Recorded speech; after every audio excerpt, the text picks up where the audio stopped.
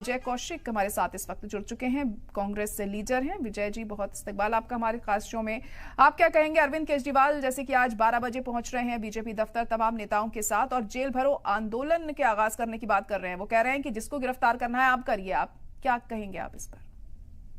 देखिए, कांग्रेस पार्टी किसी भी परिस्थिति में देश के अंदर किसी महिला के साथ कोई अत्याचार होता है, जुल्म होता है, तो उन परिस्थितियों में हम पीड़िता के साथ खड़े हैं। निश्चित तौर पर हम स्वाति मालीवाल के मामले में स्वाति मालीवाल के साथ। यही कारण है कि हमने बार बार केजरीवाल जी से पूछा कि बताइए कि जब स्वाति मालीवाल आपकी राज्यसभा सांसद होकर आपसे मिलना चाहती थी तो आप क्यों नहीं मिल रहे थे। तो उनकी तरफ से इस बारे में हमें जानकारी दी गई कि जो केजरीवाल हैं उन्हें कहीं से जानकारी मिली थी कि बीजेपी उन्हें बलात्कार के झूठे मामलों में फंसाना चाहती है, इसलिए वो स्वाति मालीवाल को समय नहीं दे रही थी। फिर हमने उनसे दूसरा सवाल किया कि भाई आपके ऊपर आरोप लग रहा है कि विभव कुमार को क्यों आप बचाना चाह रहे। तो उन्होंने कहा कि विभव कुमार उनके साथ लंबे समय से जुड़े हुए हैं और बीजेपी उन्हें ऑफर कर रही है कि भाई आप हमारे यहाँ आ जाइए, आपके मामले भी खत्म हो जाएंगे, स्वाति मालीवाल वाला भी, और इसके अलावा आपको राज्यसभा भी दे दी जाएगी। लेकिन बदले में आपको एक ही काम करना है कि केजरीवाल जी का जितना भी जो खुफिया जानकारियां हैं वो हमें दे दीजिए, या हमारे कहने से जो बयान दिलवाना चाहें पुलिस के सामने, सीबीआई के सामने, ईडी के सामने, वो बयान आप दे दीजिए तो हम आपको इस केस से एक तरफ करा देंगे। यानी कि सही मायने में तो मंशा एक ही दिखाई देती है कि केजरीवाल को किसी भी तरीके से दोबारा जेल में डालना है, क्योंकि अभी वो अंतरिम जमानत पर है सुप्रीम कोर्ट के द्वारा, उन्हें स्थायी बेल नहीं मिली है। तो यानी कि उनके जेल जाने का आधार बड़ा पुख्ता है कि किसी भी झूठे मामले में आसानी से जेल भेजा जा सकता है। बहरहाल फिर भी हमने ये कहा है कि भाई चूंकि ये मामला संदिग्ध है, क्योंकि भाजपा के लोग कह रहे हैं कि भाई स्वाति मालीवाल का चीरहरण किया गया केजरीवाल हाउस में, तो उन परिस्थितियों में जब तक दूध का दूध पानी का पानी नहीं हो जाता, हम इस मुद्दे पर दूरी बनाकर रखेंगे और हम सरकार से मांग करते हैं कि इस मामले की निष्पक्ष जांच कराई जाए। अगर केजरीवाल दोषी हैं तो भैया उन्हें फांसी पर लटका दो, हमें कोई ऐतराज नहीं है।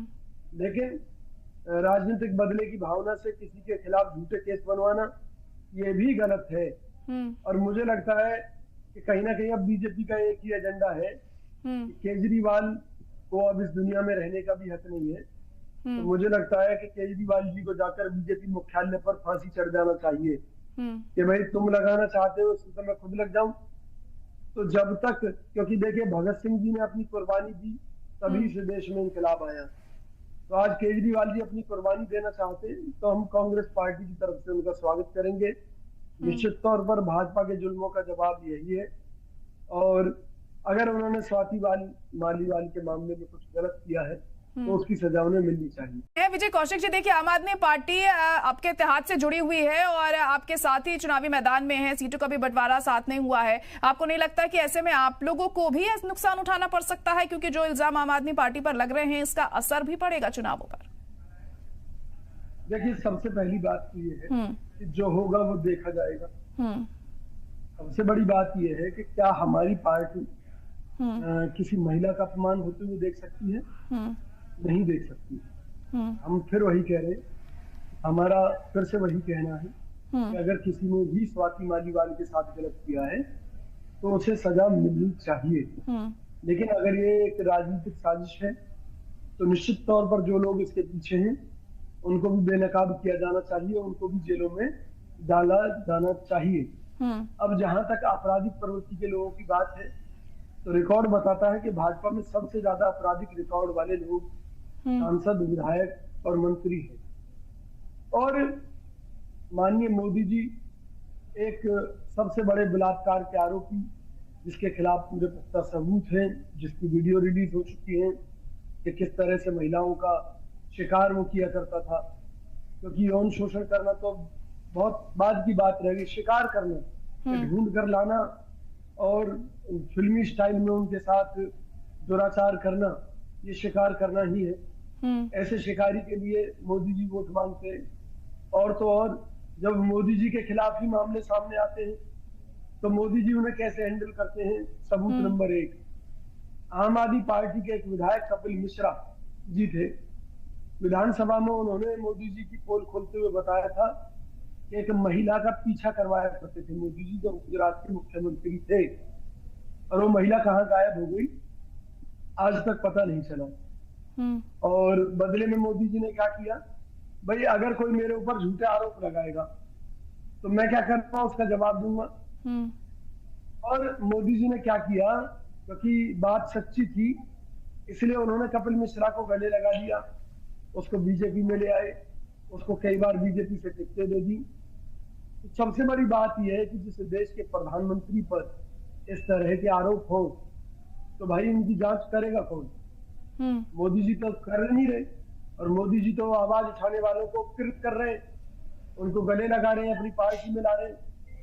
और जो इस मामले में जिस तरह की चर्चाएं चल रही हैं कि जो विभल कुमार है उसको भी ऑफर मिली है बीजेपी की तरफ से, ये देश के लोकतंत्र के लिए एक बहुत बड़ा खतरा है। इस तरह की स्तरहीन मानसिकता माननीय मोदी जी जो प्रकट कर रहे हैं या अमित शाह जी प्रकट कर रहे हैं, मणिपुर हिंसा का कोई जिक्र नहीं होता। चलिए ठीक है, इसका जवाब मैं। और शराब घोटाले के तहत ही हम देख रहे हैं तमाम गिरफ्तारियां यहां पर हो रही हैं, लेकिन इस चीज का जो मुद्दा उठाया था शुरुआत में वो कांग्रेस ने उठाया, तो क्या आप अभी आम आदमी पार्टी के साथ हैं इस मुद्दे पर?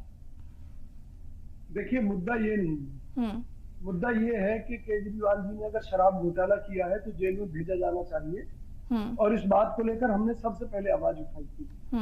लेकिन मुद्दा ये है कि अपने राजनीतिक फायदे के लिए किसी भी चीज को क्राइम बना देना और किसी भी क्राइम को खत्म कर देना, ये जो बीजेपी का जो डबल स्टैंडर्ड है ये हमारी समझ से बाहर है। अभी पिछले दिनों भाजपा ने एक आरोप लगाया था कि भाई खालिस्तानी आतंकवादियों से बड़े पैमाने पर पैसा लिया है केजरीवाल ने। तो हमने कहा कि भाई अगर इस तरह की घटना हुई है तो निश्चित तौर पर केजरीवाल के खिलाफ मुकदमा दर्ज किया जाना चाहिए कि जिसमें उन्होंने कनाडा के आतंकवादियों से इस बात के लिए पैसा लिया कि दिल्ली की जेलों में जो खालिस्तानी आतंकवादी बंद हैं उनको छुड़ाने का काम करेंगे, पंजाब की जेलों में जो आतंकवादी बंद हैं उनको छुड़ाने का काम करेंगे। तो हमारे बार बार कहने के बावजूद भी बीजेपी ने इस मामले में आज तक मुकदमा दर्ज नहीं किया, पहली बात। दूसरी बात, जो दिल्ली के उपराज्यपाल हैं जो बीजेपी के ही एजेंट हैं, के एजेंट हैं, अभी उन्होंने एक संस्तुति करके भेजी है केंद्र सरकार को कि भाई ये बड़ा संवेदनशील मामला है जिसमें आतंकवादियों से पैसा लिया गया, इसलिए इस मामले की एनआईए जांच कराई जाए। तो मुझे बीजेपी का कोई प्रवक्ता ये बता दे क्या भाई इस मामले की एनआईए जांच शुरू हो चुकी है? क्या मोदी जी ने इस मामले में आईबी, रॉ इन सब के द्वारा कोई सबूत इकट्ठा कराए हैं? तो सर एक बात तो सीधी स्पष्ट है कि कहीं ना कहीं केजरीवाल बीजेपी के अनुसार नहीं चल रहे, इसलिए उनको राजनीतिक तौर से घेरा जा रहा है।